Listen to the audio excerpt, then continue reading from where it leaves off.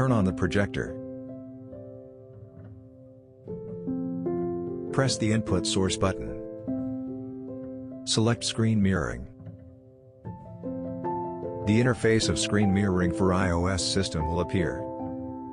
Press OK button again to switch the interface for Android device. Prepare the original cable of your Android device.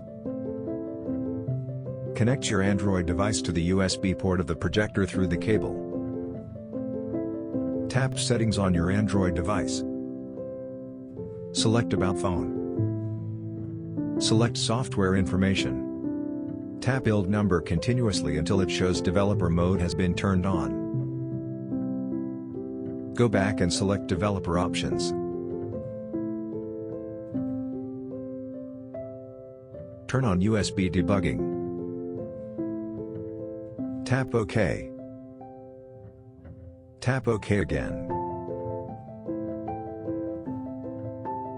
The content on your Android device will be mirrored through the projector.